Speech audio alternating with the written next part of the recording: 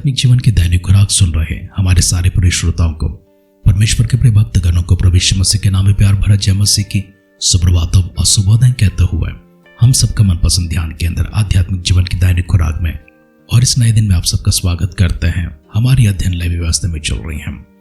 वचन के अध्ययन में हम लोग आगे बढ़ने से पहले आपसे प्यार भरा निवेदन है, अगर हमारे ध्वनि कार्यक्रम के माध्यम से आपको लाभ पहुंचे हैं, अगर आप आशीषित हुए हैं, हम आपसे एक छोटी सी गुजारिश करते हैं। हो सकता आपके जैसे कोई और जरूरतमंद है जिन तक इन आशीर्वादों को पहुंचना निश्चय है।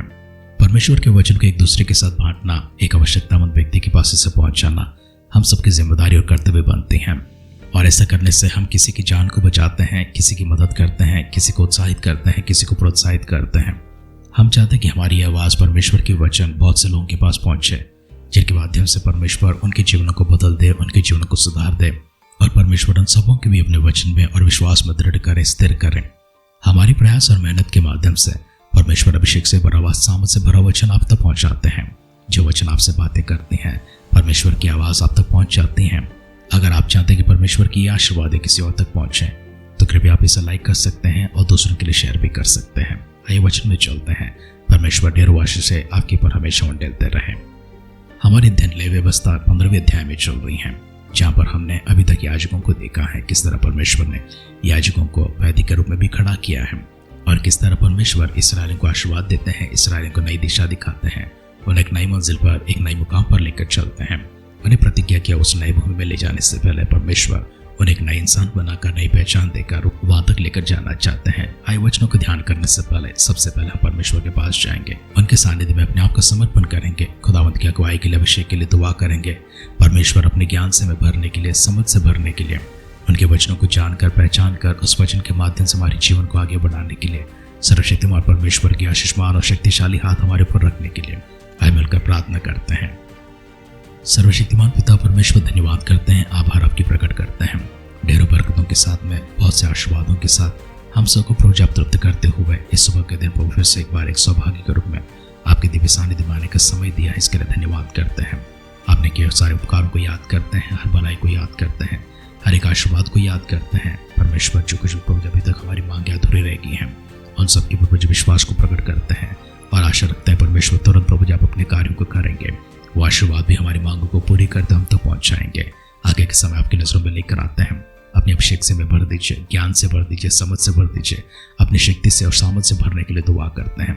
आपके वचनों का अध्ययन करते हैं प्रभु जी, उन्हें जानने के लिए, पहचानने के लिए, उन्हें समझ कर प्रभु जी आपके संग चलने के लिए हम सबों के वो परमेश्वर एक और बार आपकी आत्मा का अभिषेक उंडेलने के लिए दुआ करते हैं। सारे परिजनों को प्रभु जी उनकी सारी कमजोरियों को, तकलीफों को, मुसीबतों को, सारी कमी कटी को आपकी दृष्टि में लेकर आते हैं। स्वर्गीय प्रभु जी भंडारों को खोलते हुए अपनी सामर्थ के साथ प्रभु जी तृप्त करने के लिए, सारी प्रावधानों तक पहुंचाने के लिए दुआ करते हैं। हमारे परिचय को परमेश्वर फिर से एक बार अपने अभिषेक से भर दीजिए। वचन बताते समय परमेश्वर मेरे ऊपर भी अपने अनुग्रह को लेकर, अपनी आशीषों को लेकर प्रभु जी अपने अभिषेक को ले आने के लिए दुआ करते हैं। हम सब मिलकर प्रभु जी आपके वचनों को जब ध्यान करते हैं, हमारे बीच में होकर हमसे बात भी कीजिए। आदर सम्मान महिमा हम आपको देते हैं प्रभु जी। प्रार्थना सुनकर दे उत्तरों के लिए धन्यवाद करते हुए हमारे उद्धारकर्ता प्रभु यीशु मसीह के नाम से इस प्रार्थना को मांगते हैं। सुन और कबूल कर पिता, आमेन, आमेन, आमेन। वचन सुन रहे प्रियजनों, हमारे ध्यान को आगे बढ़ाते हैं। हमारी अध्ययन लेवी व्यवस्था 15वें अध्याय में लेकर चलते हैं। 15वें अध्याय में पुरुषों के विषय में और स्त्रियों के विषय में कुछ बातें कही गई हैं और इन बातों को हम यहाँ पर समझाने से बेहतर आप अगर इन्हें पढ़ लेते हैं तो बहुत अच्छी तरह से समझ आ जाएगी।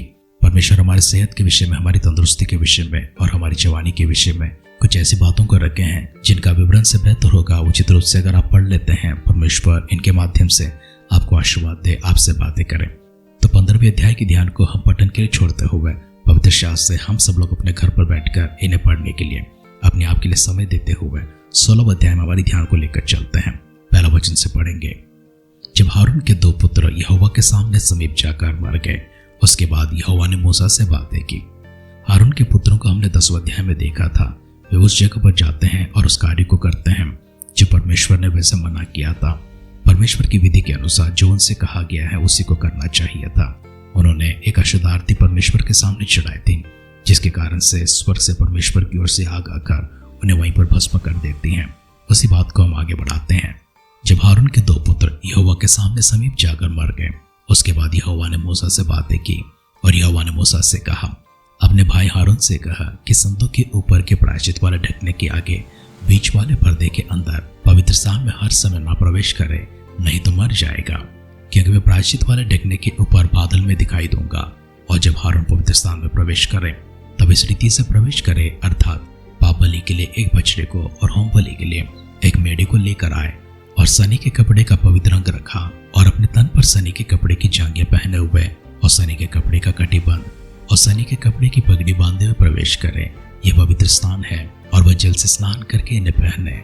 फिर वह इसराइलियों की मंडली के पास जाकर पाप बलि के लिए 2 बकरे और होम बलि के लिए एक मेढ़ा को ले, और हारून उस पाप बलि के बछड़े को जो उसी के लिए होगा चढ़ाकर अपने और अपने घराने के लिए प्रायश्चित करें, और उन दोनों बकरों को लेकर मिलाप वाले तंबू के द्वार पर यहोवा के सामने खड़ा करें।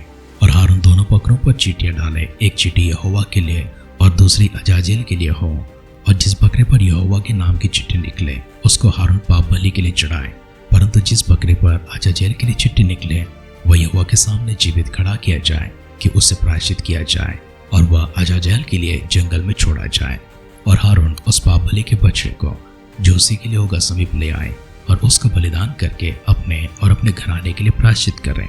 और जब वेदी यहोवा के सम्मुख है उस पर जलते हुए कोयले से भरे हुए धूपदान को लेकर और अपने दोनों पुट्टियों के फूटे हुए सुगंधित धूप से भरकर बीच वाले पर्दे के भीतर ले आकर उस धूप को यहोवा के सम्मुख आग में डालें, जिससे धूप का धुआं साक्षी पत्र के ऊपर के प्रायश्चित के ढकने के ऊपर छा जाए, नहीं तो वह मर जाएगा। तब वह बछड़े के लोह में से कुछ लेकर पूरब के प्रायश्चित के ढकने के ऊपर अपनी उंगली से छिड़के, और फिर उस लोहों में से उंगली के द्वारा उस ढकने के सामने भी 7 बार छिड़कते। फिर वह उस पाप बलि के बकरे को जो साधारण जनता के लिए होगा बलिदान करके उसके लोहों को बीच वाले पर्दे के भीतर ले आए, और जिस प्रकार बछड़े के लोहों से उसने किया था ठीक वैसे ही वह बकरे के लोहों से भी करें, अर्थात उसको प्रायश्चित के ढकने के ऊपर और उसके सामने छिड़के। और वह इसराइल की भांति भांति की अशुद्धता और अपराधों और उनके सब पापों के कारण पवित्र स्थान के लिए प्रायश्चित करें, और मिलाप वाला तंबू जो उनके संग उनकी भांति भांति की अशुद्धता के बीच रहता है उसके लिए भी वह ऐसा ही करें। और जब हारून प्रायश्चित करने के लिए पवित्र स्थान में प्रवेश करे तब से जब तक वह अपने और अपने घराने और इसराइल की सारी मंडली के लिए प्रायश्चित करके बाहर ना निकले, तब तक कोई मनुष्य मिलाप वाले तंबू में ना रहे। फिर वह निकलकर उस वेदी के पास यहोवा के सामने है जाए और उसके लिए प्रायश्चित करे, अर्थात बछड़े के लोहो और बकरे के लोहो दोनों में से कुछ लेकर उस वेदी के चारों कोने के सींगों पर लगाए, और उस लोहो में से अपनी उंगली के द्वारा 7 बार उस पर छिड़क कर उसे इसराइल की भांति भांति की अशुद्धता छुड़ाकर शुद्ध और पवित्र करें। और जब वह पवित्र स्थान और मिलाप वाले तंबू और वेदी के लिए प्रायश्चित कर चुके तब जीवित बकरे को आगे ले आए, और हारून अपने दोनों हाथों को जीवित बकरे पर रखकर इसराइल के सब अधर्म के कामों और उनके सब अपराधों निदान उनके सारे पापों को अंगीकार करे, और उनको बकरे के सिर पर धरकर उसको किसी मनुष्य के हाथ जो उस काम के लिए तैयार हो जंगल में भेज के छुड़वा दे, और वह बकरा उनके सब अधर्म के कामों को अपने ऊपर लादे हुए किसी निराले देश में उठा ले जाएगा, इसलिए वह मनुष्य उस बकरे को जंगल में छोड़ दे। तब हारून मिलाप वाले तंबू में आए, और जिस सनी के वस्त्रों को पहने हुए उसने पवित्र स्थान में प्रवेश किया था उन्हें उतार कर वहीं पर रख दे। फिर वह किसी पवित्र स्थान में जल से स्नान करके अपने निज वस्त्र पहन ले, और बाहर जाकर अपने होम बलि और साधारण जनता के लिए होम बलि चढ़ाकर अपने और जनता के लिए प्रायश्चित करें, और पाप बलि की चर्बी को वह वेदी पर जलाए। और जो मनुष्य बकरे को अजाजेल के लिए छोड़कर आए वह भी अपने वस्त्रों को धोए और जल से स्नान करें, और तब वह छावनी में प्रवेश करें। और पाप बलि का बछड़ा और पाप बलि का बकरा भी जिनका लहू पवित्र स्थान में प्रायश्चित करने के लिए पहुंचाया जाए वे दोनों छावनी से बाहर पहुंचाया जाए, और उनका चमड़ा मांस गोबर आग में जला दिया जाए। और जो उनको जलाए वो अपने वस्त्रों को धोए और जल से स्नान करे, और इसके बाद वो छावनी में प्रवेश करने पाए। और तुम लोगों के लिए यह सदा की विधि होगी कि 7वें महीने के 10वें दिन को तुम अपने अपने जीव को दुख देना, और उस दिन कोई चाहे वो तुम्हारे निज देश का हो चाहे तुम्हारे बीच रहने वाला कोई और परदेसी हो कोई भी किसी प्रकार का कामकाज ना करे, क्योंकि उस दिन तुम्हें शुद्ध करने के लिए तुम्हारे निमित्त प्रायश्चित किया जाएगा, और तुम अपने सब पापों से यहोवा के सम्मुख पवित्र ठहरोगे। यह तुम्हारे लिए पर विश्राम का दिन ठहरे, और तुम उस दिन अपने अपने जीव को दुख देना, यह सदा की विधि है। और जिसका अपने पिता के स्थान पर याजक पद के लिए अभिषेक और संस्कार किया जाए वह याजक प्रायश्चित किया करे, अर्थात वह सनी के पवित्र वस्त्रों को पहनकर पवित्र स्थान और मिलाप वाले तंबू और वेदी के लिए प्रायश्चित करें, और याजकों की मंडली के सब लोगों के लिए भी प्रायश्चित करें। और यह तुम्हारे लिए सदा की विधि होगी कि इस्राएलियों के लिए प्रतिवर्ष एक बार सारे पापों के लिए प्रायश्चित किया जाए। यहोवा की इस आज्ञा के अनुसार जो उसने मूसा को दी थी, हारून ने किया। अब तक के वचनों को हम लोग इस प्रकार से देखते हैं। हमारे इस ध्यान में सिर्फ याजक नजर आते हैं, हमारे इस ध्यान में बछड़ा नजर आता है, हमारे इस अध्ययन की भाग में जैसे हमने अभी तक पढ़ा है उसमें बकरा नजर आता है जो प्रायश्चित करने के लिए है, मनुष्य के बदले में हमारे पापों को अपने ऊपर उठाकर ले जाने वाला है। दो प्रकार के बकरों को हमने देखा है, एक परमेश्वर के सानिध्य में बलि किया जाता है और दूसरे और जिसके सिर के ऊपर याजक अपना हाथ रखते हैं और जिस परिवार का है वे भी अपने हाथ रखते हैं और अपने सारे पाप उनके ऊपर रख देते हैं और उन सारे पापों को ले जाकर उसे जंगल में छोड़ दिया जाता है। ये बकरा इस संकेत देता है कि मनुष्यों के सारे पाप बकरा अपने ऊपर लेकर जाता है और उसे जंगल में छोड़ दिया जाता है। वो किसी और देश में चला जाता है, कोई उपयोग कर लेते हैं। और दूसरा है जो पापों के प्रायश्चित के विषय में बलि हुआ जाता है, उसके लोगों के पास याजक हमारे पापों की प्रायश्चित करते हैं। याजक को हर एक वस्तु को पवित्र ठहराना है और हर एक वस्तु के लिए, हर एक जगह के लिए उन्हें प्रायश्चित करना है। जब मिलाप वाले तंबू क्यों ना हो, संदूकी क्यों ना हो, साक्षी पत्री क्यों ना हो, प्रायश्चित रखने क्यों ना हो, हर एक जगह पर याजक को जाना है, उसके लिए प्रायश्चित करना है, अर्थात उन्हें साफ करना है, शुद्ध करना है। परमेश्वर ने जिस विधि को बताई है उसी विधि के आधार पर उसे पवित्र करना है। याजक अपने आप को पवित्र करना है, मंदिर को पवित्र करना है, जगहों को पवित्र करना है, वस्तुओं को पवित्र करना है, अपने याजकों को पवित्र करना है। सारे इस्राएल की मंडली को अर्थात याजक के ऊपर इतनी बड़ी बोझ है कि सारे इस्राएलियों की बोझ अपने ऊपर लेकर जाता है और ये सारा बोझ परमेश्वर के सामने लाकर मध्यस्थी करते हुए परमेश्वर के सामने जो बकरा ले आया गया है उसके ऊपर बलि चढ़ाते हैं। और ये बलि का पशु हमारे सारे पापों के कारण, अपराधों के कारण मर जाता है, जिसे देकर व्यवस्था की मांग के आधार पर हमारे अपराध धुल जाते हैं, क्षमा किए जाते हैं, हम हमारे पापों से मुक्त हो जाते हैं। इसी प्रकार की विधि परमेश्वर ने जो ठहराई है अंतिम बलि पशु के रूप में, अंतिम फसह के पशु के रूप में, परमेश्वर की अंतिम उस विधि के रूप में यीशु मसीह उस मेमने की जगह को लेते हैं जो सारी मानव जाति के पाप अपने ऊपर लेकर मनुष्यों को क्षमा करते हैं, मनुष्यों को रिहा करते हैं, मनुष्यों को पापों से, उसकी वेदन मृत्यु से छुटकारा देते हैं। मानव जाति के पापों को अपने ऊपर ले जाते हुए उस बकरे को हमने देखा है जो हमारे पापों को हमसे बहुत दूर करता है। इसलिए जंगल में उसे छोड़ने का संकेत रखते हुए अजाजिल कहा गया है, जिसका अर्थ है मनुष्यों के पापों को उससे बहुत दूर कर दे। वैसे उस बकरे ने कोई पाप नहीं किया था, कोई अपराध नहीं किया था, उसका कोई गुनाह नहीं था, लेकिन हमारे पापों को, हमारे अपराधों को, हमारे गुनाहों को अपने ऊपर ले जाते हुए हमसे इतने दूर छोड़ देते हैं, इतने दूर छोड़ देते हैं कि उसे ढूंढने पर भी हमें दिखाई नहीं पड़ता है। अजाजिल किया हुआ उस बकरे को वापस नहीं लाया जा सकता है। उसे एक व्यक्ति ले जाकर उसे जंगल में छोड़ देते हैं, दूर छोड़ कर आते हैं, वो कहीं और चला जाता है। ठीक इसी प्रकार से यीशु मसीह भी हमारे सारे पापों को अपने ऊपर उठाकर ले जाते हैं और हमें स्वतंत्र करते हैं, हमें छुड़ाते हैं। हम सबों को प्रभु यीशु मसीह के नाम में एक पापमुक्त जीवन प्रदान की जाती है। इस जीवन के द्वारा हम प्रभु की महिमा करें, उनकी उपासना करें, उनकी स्तुति करें, उनकी आराधना करें और उनकी इच्छा के अनुसार हमारे जीवन को बिताएं। खुदावंद इस बात को चाहते हैं और यही इच्छा परमेश्वर हमसे रखते हैं, अपेक्षा रखते हैं।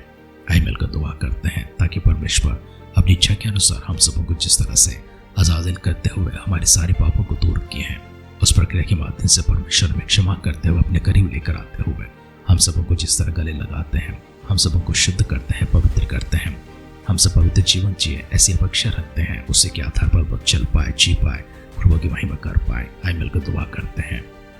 सारे पापों को मिटाते हुए, अपराधों को धोकर शुद्ध करते हुए, गुनाहों को दूर करते हुए, हम सबों के अधर्मों को क्षमा करते हुए हमें पवित्र कर, हमें अपने संतान होने की पहचान देकर अपनी ओर आकर्षित किए हुआ स्वर्गीय पिता परमेश्वर आभार मन के साथ एक और बार शुक्रिया आपको करते हैं, धन्यवाद आपको प्रकट करते हैं। प्रभु जी स्तुति प्रशंसा महिमा आपकी करते हैं।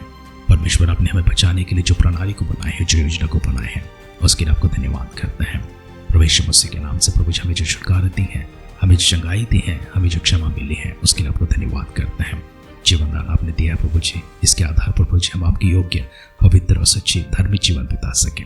ऐसे प्रभु जी मान हमें प्रदान करने के लिए हमारे जीवन के संघर्ष में साथ देते हुए, शैतान के विरुद्ध में लड़कर प्रभु जी पाप के विरुद्ध में लड़ते हुए हम सच्ची राह पर, सीधी राह पर, आपकी पवित्र राह पर चलने का सौभाग्य हमें प्रदान करने के लिए दुआ करते हैं।